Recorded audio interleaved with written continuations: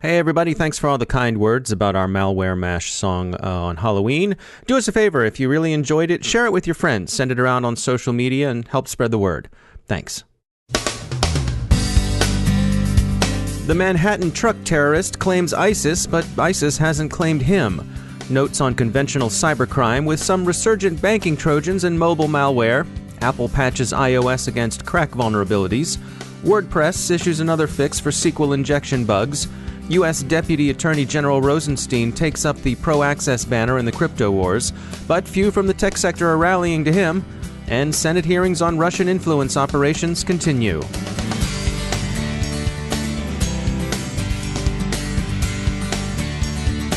Time for a message from our sponsor, Recorded Future. Recorded Future is the real-time threat intelligence company whose patented technology continuously analyzes the entire web, developing cyber intelligence that gives analysts unmatched insight into emerging threats. At the CyberWire, we subscribe to and profit from Recorded Future's Cyber Daily.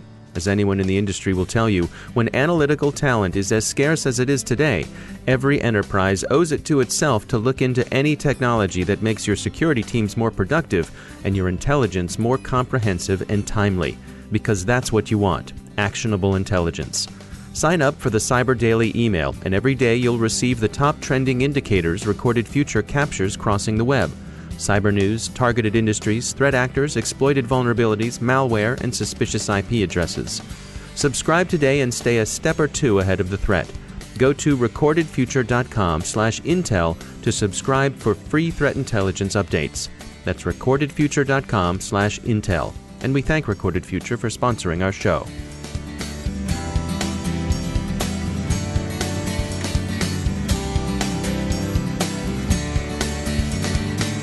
Major funding for the CyberWire podcast is provided by Cylance. I'm Dave Bittner with your CyberWire summary for Thursday, November 2nd, 2017. The man arrested in Tuesday's truck-ramming killings in Manhattan has been charged. He appears to have been radicalized and inspired online. Sayfullo Saipov, a native of Uzbekistan living in Paterson, New Jersey, told investigators after his arrest that he chose Halloween as the date of his truck-ramming attack because he expected streets to be crowded and thus to be able to kill more people. Saipov claimed allegiance to ISIS, but so far, although ISIS-sympathizing Twitter accounts have been quick to celebrate the murders, ISIS official channels themselves have remained quiet. It's been ISIS's practice not to claim a terrorist attacker as a soldier when the attacker is in custody. Since Saipov failed to achieve martyrdom, instead having been arrested after a New York City police officer wounded him in the stomach, it seems likely that an official claim may not be forthcoming. Saipov told investigators that he was inspired to commit his attack, which he said he'd been contemplating for about a year, after watching ISIS videos on his phone. He was particularly influenced by Abu Bakr al-Baghdadi's calls for revenge against soft targets in the West. For now, Saipov is thought to be probably a lone wolf, although possible connections are being investigated. His phone, at least, has been seized, and authorities are working on it. The phone does indeed contain a lot of ISIS videos and images. Several criminal campaigns are receiving researchers' scrutiny at midweek. A gang Kaspersky calls Silence is distributing a banking Trojan being tracked under the same name. The group isn't KRACK, but researchers note that they're using some of the same techniques that KRACK pioneered in its rise to underworld leadership. Prominent among those tactics is the use of screen grabs to record and profile ordinary daily activity on targeted enterprises' networks. Chinese speakers are afflicted with a new variant of iOS malware being distributed through 2 third-party app stores. According to Trend Micro, the malware appears to try to induce its victims to download repackaged apps. Proofpoint is following the resurgent of Covcore G, a criminal gang distributing Covter ad fraud malware. The threat group has been active since 2011. The 6th annual Mobile Pwn to Own is on in Tokyo. Apple's iPhone 7 running iOS 11.1, Samsung's Galaxy 8, and Huawei's Mate 9 Pro all fell to hackers on the first day. In patching news, Apple has fixed the KRACK vulnerability in iOS 11.1, addressing the key reinstallation issues implicit in the WPA2 protocol. WordPress has also patched, issuing a fix for a SQL injection flaw. The issue was exploitable in WordPress 4.8.2 and earlier versions. I think one of the biggest problems we are facing right now is when it comes to attacks on companies is social engineering. That's Robert Knapp, CEO of VPN provider CyberGhost, stressing the importance of a company-wide focus on a culture of cybersecurity. The attacks are not really technical. They are more focused on vulnerabilities of people. And that is something you can train and teach. And one of the examples is simply teach people to check emails where they are from, not click on every attachment, teach them how to detect a website that is HTTPS protected properly or just pretends to be HTTPS protected. We have to, let's say, bring the people on the level of 2017 and the dangers of the internet, and you only can do that with proper training. What about the pushback that people often have that say, my employees just want to get their job done, and these things slow them down? Yeah, that is right. You say that as long as nothing happened. The first time that you run a company, for example, that deals with sensitive customer data, and then you have a security breach, and all your customer data is out there, and your business goes from 100% to zero. Then you don't say that people need too long to check if there are security vulnerabilities. It's simply not the right thing to say. So it sounds to me like you're advocating that this really needs to come from the top, that this is something that the companies really need to embrace. It needs to be a regular part of the company culture. Absolutely. Look, we obviously need change. If you look at the cybersecurity landscape and if you look at what happened in the last years, the data breaches get, first of all, bigger and bigger and more serious and more serious. So that means at the beginning, we just had security breaches, let's see, in small companies where you would say, all right, maybe they don't have the money, they don't have the ability to build the proper infrastructure and teach people properly and whatever. But now we are at the level where you see security breaches at companies like Yahoo. And that means you need a company culture that deals with two different things: education of the own staff and building the proper infrastructure. And the infrastructure that we need now looks different from an infrastructure that we had 10 years ago. That's Robert Knapp from CyberGhost. In the crypto wars, U.S. Deputy Attorney General Rosenstein advocates secure, responsible encryption. That is, encryption that would still permit lawful investigators to access the messages or other content that use it. He's been talking about this for some weeks, and on Monday explained what he's urging as follows, quote, I simply maintain that companies should retain the capability to provide the government unencrypted copies of communications and data stored on the device when a court orders them to do so. When a court issues a search warrant or wiretap order to collect evidence of a crime, the company should be able to help. The government does not need to hold the key, end quote. Thus, companies, essentially any who carry or store communications for their users and customers, would be required to hold a key to any encrypted content their systems handle and to produce such key when properly required to do so by a warrant. It would not, as some reports have said, require companies to store all messages transiting their systems in plain text. While Deputy AG Rosenstein has some nice things to say about encryption, calling it a foundational element of data security and essential to safeguarding data against cyber attacks, he nonetheless believes it should be effective, secure encryption coupled with access capabilities. His appeal is falling on largely unsympathetic ears, at least as far as the tech sector is concerned.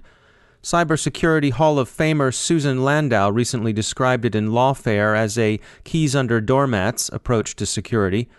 There's no way, critics argue, of ensuring that only governments exercising legitimate investigative authority would be able to gain access to such keys. To provide for the government to have such access would also be to open up the possibility of such access by other governments, criminals, and so on. U.S. Senate hearings into Russian influence operations find that foreign trolls can post the kind of stuff everybody else does: religious and anti-religious images, racial resentment, class disdain, gender aggression, conspiracy theories, and so on. Basically, the internet's stock in trade. Senators told Twitter, Facebook, and Google executives hauled in to testify about foreign influence that they should get their act together, because if they don't get a handle on their terms of service and enforce them, Congress will, or so said California Senator Feinstein. How the platforms might control what people say on them is difficult to say, particularly for observers with strong First Amendment sensibilities. But there might well be ways of limiting the amplifying effects of, for example, bots. And purchasing political advertising might be brought under the same restrictions that currently govern other forms of foreign contributions to political campaigns. The Internet Research Agency, a now well-known St. Petersburg troll farm, was active buying political ads on Facebook last year and was able to use Facebook's formidable analytics to target them to the demographics it was interested in reaching. This seems to have been straightforward marketing savvy on the Internet Research Agency's part. All the companies testifying said they'd found no evidence that anyone had used voter databases to target ads. Testimony also indicated that Russian messaging was distributed across the political spectrum from far left to far right, from moonbats to wingnuts, and most other niches in between. This would seem to confirm that the goal was chaos rather than any specific outcome. Back in Menlo Park, Facebook CEO Zuckerberg said he was dead serious about curtailing problematic activity on the social media platform. He framed this as a security issue and warned that the company's security investments would be significant in the coming year, markedly increasing operating expenses. As our sponsors at E8 Security can tell you, there's no topic more talked about in the security space than artificial intelligence. Unless maybe it's machine learning. But it's not always easy to know what these could mean for you. So go to e8security.com/cyberwire and see what AI and machine learning can do for your organization's security. In brief, they offer not a panacea, not a cure-all, but rather an indispensable approach to getting the most out of your scarce, valuable, and expensive human security analysts. Let the machines handle the vast amounts of data. If you need to scale your security capability, AI and machine learning are the technologies that can help you do it. So visit e8security.com/cyberwire and see how they can help address your security challenges today. And we thank E8 for sponsoring our show.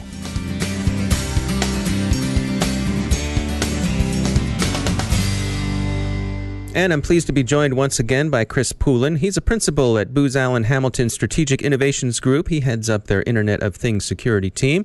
Chris, welcome back. You and I have spoken about medical devices before, and being someone who grew up in the era of the $6 million man, I am very interested in the possibility of augmenting my human capabilities.